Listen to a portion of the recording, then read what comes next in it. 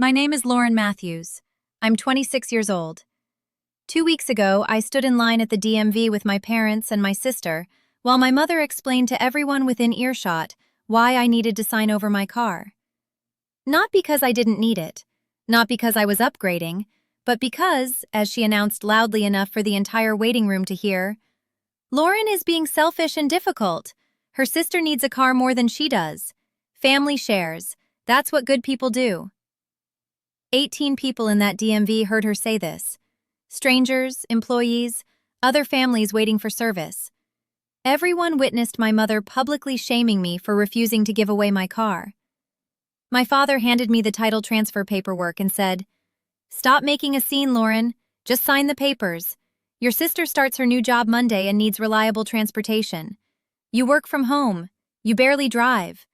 This is the right thing to do." My sister Ashley stood there smugly, already holding the spare keys my mother had given her from my apartment. But what my parents didn't know was that when we got to the DMV counter and the clerk asked to see the current title, when she pulled up the registration in the system, she would discover something interesting. What they couldn't have imagined was that the clerk would look at my parents with confusion and ask, "Why are you trying to transfer a vehicle you don't own?" And when she explained that the car had been titled solely in my name since I bought it 4 years ago, when she made it clear that my parents had zero legal authority to force this transfer, my mother's face went from righteous to absolutely humiliated. Before I tell you what happened at that DMV counter, please like and subscribe, but only if you genuinely enjoy this story. Drop a comment telling me where you're watching from and what time is it there. I love connecting with all of you. Now, let me take you back to where this pattern began. Growing up in Portland, Oregon, I learned early that anything I owned was considered family property to be redistributed to my younger sister whenever my parents decided she deserved it more. My family. Dad worked in sales management and made decent money. Mom was a school administrator. My sister Ashley was 4 years younger, perpetually unemployed or underemployed, and incapable of managing money or responsibilities. Then there was me, the responsible one, the one who worked hard and saved carefully, the one expected to fund Ashley's lifestyle. Ashley got everything. I got obligations. When I was 16, I saved money from my part-time job at a coffee shop to buy a laptop for school. 9 months of work, $800 saved up. I brought it home excited. My own computer for homework and college applications. 3 weeks later, Ashley borrowed it for a school project. She was 12. She returned it 2 months later. Cracked screen, missing keys, hard drive corrupted. "It's old anyway," she shrugged when I got upset. When I asked my parents to make her pay for repairs, Mom said, "Lauren, she's your sister. Sisters share things. Stop being difficult about this." The laptop cost $300 to repair. I paid for it myself. I told myself it was fine. Family shares. At 19, I bought my first car. A used Honda Civic 2008 with 90,000 miles. I'd been saving since I was 17. Working, sacrificing, putting away every dollar I could. I bought it for $6,500 cash. Went to the dealership, negotiated, handled everything myself. It was mine. Completely mine. Titled in my name. Registered to me. Insurance in my name. My parents weren't involved at all. I was 19, legally an adult, making my own financial decisions. I was so proud. First car, paid for with my own money. Independence. 2 months later, Ashley got her learner's permit. She was 15. "Ashley needs to practice driving," Mom said. "You'll let her use your car, right?" "Mom, she's a learner. She needs to practice with you or Dad in your cars." "Our cars are nicer. We don't want her learning in vehicles that are new and expensive. Your car is older. It's perfect for learning." "My car isn't a practice vehicle," I said. "It's my transportation to work." "Don't be selfish, Lauren. Your sister needs to learn to drive. You can spare your car a few hours a week." Ashley practiced in my car, 3 days a week, with my parents supervising, using my gas, putting miles on my car. Within 6 months, she'd gotten into 2 minor accidents while practicing: a dented bumper, a cracked taillight. Accidents happen when you're learning, Dad said when I asked them to pay for repairs. That's why she's practicing in your car instead of ours. I paid $800 to fix the damage Ashley caused. At 22, I moved out, got my own apartment, started building my own life. Ashley was 18 and had gotten her license. She borrowed my car temporarily while she saved for her own. 6 months later, she still hadn't bought a car. She was driving mine daily, sometimes keeping it for days at a time. I need my car back, I told my parents. She's had it for months. I'm taking Uber to work because she always has my car. Ashley needs it for job interviews, Mom said. Once she gets a job, she'll buy her own car. Be patient. Ashley got a job. Part-time retail. She still kept my car. She needs it to get to work, Dad said when I asked again. You live on a bus line. You don't absolutely need a car. She does. I started taking detailed notes. Every time Ashley borrowed my car and didn't return it. Every expense I paid for a vehicle I couldn't use. Every time I was told to be less selfish. Over 6 years, I documented 847 days Ashley had my car, over 2 years total. $4,300 in repairs, maintenance, and insurance. 73 times I missed work or events because Ashley had my car. $0. Ashley contributed. Meanwhile, I was working full-time as a marketing coordinator, then got promoted to manager, making $65,000 a year by age 25. I bought a second car when I was 24, another used Honda, newer, $12,000. Again, completely paid for by me, titled in my name. You have 2 cars now, Mom said when she found out. You should give Ashley the old one. No, I said. The old one is my backup. Plus, it's still mine. I'm not giving it away. Selling it to her then, Dad suggested. For cheap. Family price. Ashley doesn't have money to buy a car. Then give it to her. You don't need 2 cars. I'm keeping both, I said firmly. They were not happy, but the cars were mine. Legally, unquestionably mine. They couldn't force me to give them up. Then, 2 months ago, Ashley's job situation changed again. She'd been fired from her retail job for excessive absences. She was unemployed for 6 weeks. Then she got an interview for an office position that paid decently. She got the job. Start date? The Monday after we had this conversation. Ashley needs a car, Mom said at Sunday dinner. She starts her new job Monday. The office is across town, no bus route. She should buy a car, I said. She doesn't have money. She's been unemployed. That's not my problem. Mom's face hardened. Lauren, you have 2 cars. Ashley has none. You work from home now. You barely drive.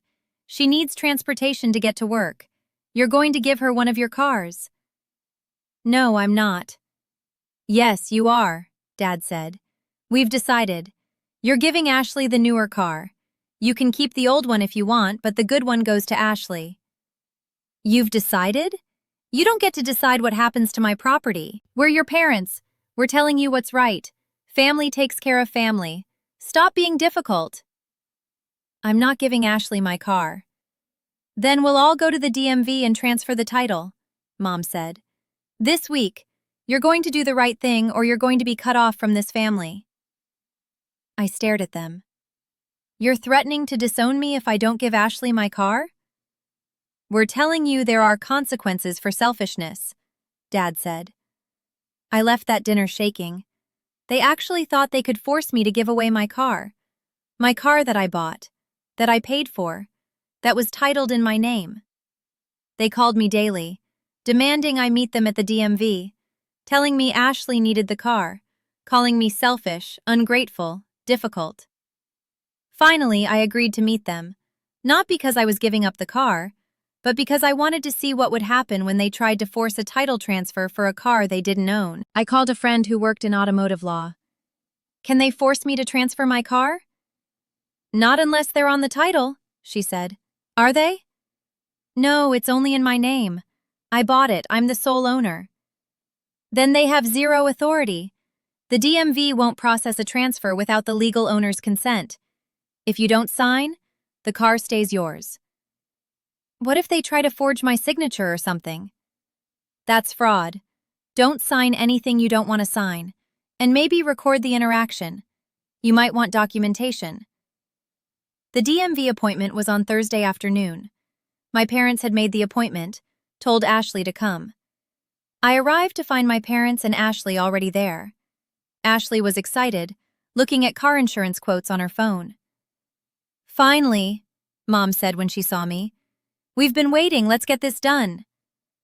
We'll see, I said. We took a number and sat down. The waiting room was crowded. 18 people easily. Families, teens getting licenses, people handling registration renewals. My mother was not quiet about why we were there. My oldest daughter is finally doing the right thing, she said to a woman sitting nearby. Giving her sister a car since she has two and works from home. The woman smiled politely but looked uncomfortable.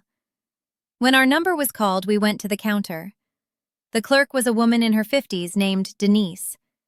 She looked tired but professional. How can I help you today? Denise asked. We're here to transfer a vehicle title, Dad said. He put paperwork on the counter. A DMV title transfer form they'd already filled out, with Ashley's name as the new owner. Okay, Denise said. I'll need to see the current title and valid ID from both the seller and buyer. My parents looked at me. I didn't move. Lauren, give her your ID and the title, Mom said. I don't have the title with me, I said. What? Mom's voice rose. We told you to bring it. I'm not transferring my car, I said calmly. So I didn't bring the title. Dad's face went red. Lauren, we had an agreement. No, you made a demand. I never agreed to anything. Denise looked between us, clearly sensing tension. Is there a dispute about this vehicle? No dispute, Mom said quickly. Lauren owns the car. She's giving it to her sister. She's just being difficult about it. Ma'am, Denise said to my mother, if the registered owner doesn't want to transfer the vehicle, I can't process this transaction. She's our daughter, Dad said. We're telling her to transfer it. That's not how vehicle ownership works, Denise said. The registered owner has sole authority over the vehicle. If she doesn't consent to the transfer, it doesn't happen. Can you look up the car in your system? I asked Denise. Maybe that will clarify things. I can, Denise said. What's the license plate number? I gave it to her. She typed into her computer, pulled up the registration. She looked at the screen, then at my parents, then at me. This vehicle is registered to Lauren Matthews. Has been since 2018. She's the sole owner. There are no liens, no co-owners, nothing. It's entirely her vehicle. Right, Dad said. And she's transferring it to Ashley. We're her parents. We're authorizing this. Denise blinked at him. Sir, you're not on the title. You don't own this car. You can't authorize anything. We're her parents, Mom repeated. That's irrelevant to vehicle ownership, Denise said firmly. The car belongs to Lauren Matthews. Only she can decide what happens to it. You have no legal authority here. The waiting room had gone quiet. People were watching now. But we told her she had to do this, Mom said, her voice getting louder. And she's an adult who owns her own vehicle, Denise said. She doesn't have to do anything. Ma'am, are you trying to coerce your adult daughter into transferring property she owns? My mother's face went bright red. Ashley spoke up for the first time. But Aunt Carol and Uncle Rick gave me the car. They said it was mine now. I'm not Aunt Carol or Uncle Rick, I said. I'm Lauren. I own the car. And I never said you could have it. Denise looked at Ashley. Did you pay for this vehicle? No, but... Are you on the title? No, but my parents said... Your parents don't own the car either, Denise said. I'm looking at the records right now. This car was purchased in 2020 by Lauren Matthews with a cash payment of $12,000. She's been the sole registered owner for 4 years.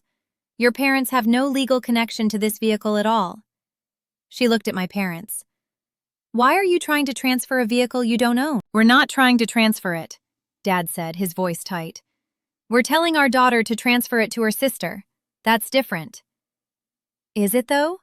Denise asked. Because from where I'm sitting, you brought your adult daughter to the DMV under pressure to give away her property. That sounds like coercion. A woman in line behind us spoke up. Are you seriously trying to force your daughter to give away her car? This is a family matter, Mom snapped. Actually, it's a legal matter now, Denise said. Ms. Matthews, she looked at me. Do you want to transfer this vehicle to your sister? No, I said clearly. I do not. Then this transaction is not happening, Denise said. Next in line, please. My parents stood there stunned. Wait, Dad said. There must be something we can do. We made an appointment. We came all this way to force your daughter to give away her car, Denise said. That's not a DMV service. Ms. Matthews, you're free to go. Everyone else, please step aside. I walked out of the DMV. My parents and Ashley followed, both furious. You just humiliated us in public, Mom hissed in the parking lot. You humiliated yourselves, I said. You tried to force me to give away my property and got angry when the DMV explained basic ownership laws to you. We're your parents, Dad said. When we tell you to do something, you do it. I'm 26 years old.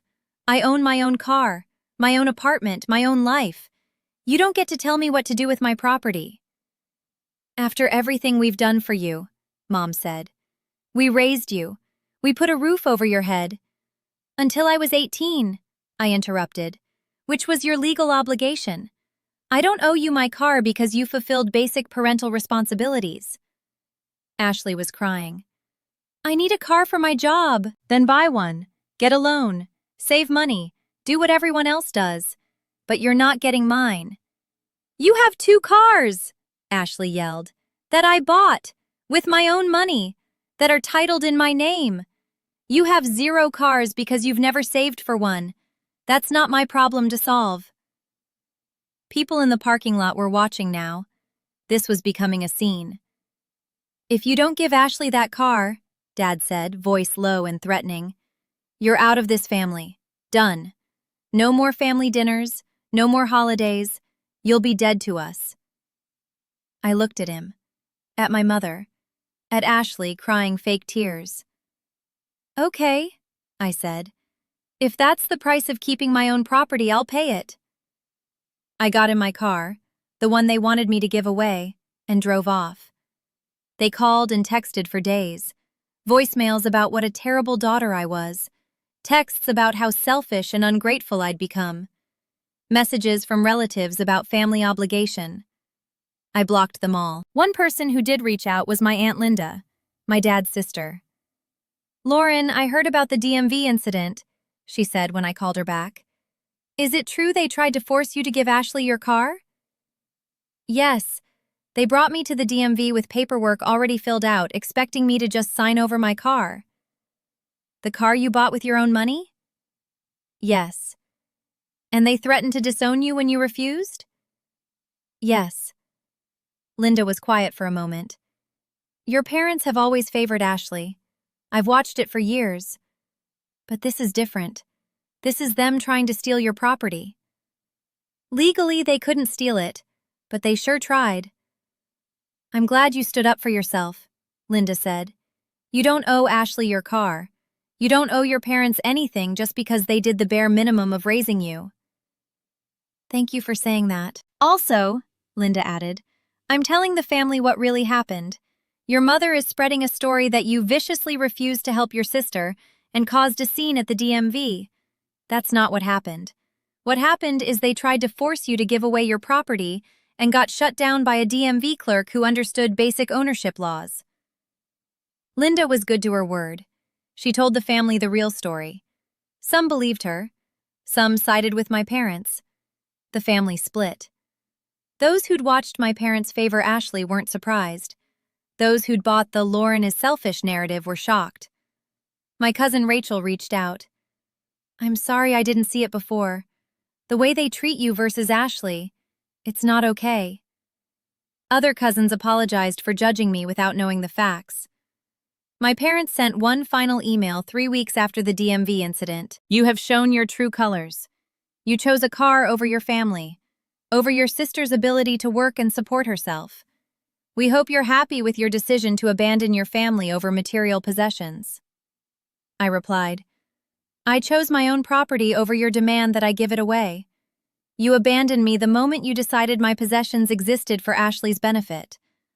I'm not the one who made family conditional on surrendering my belongings." I haven't heard from them since. Ashley did get a job, the one she needed the car for. She takes the bus. It takes longer, but she gets there. She complains about it constantly to anyone who'll listen and blames me for her inconvenience. I still have both my cars.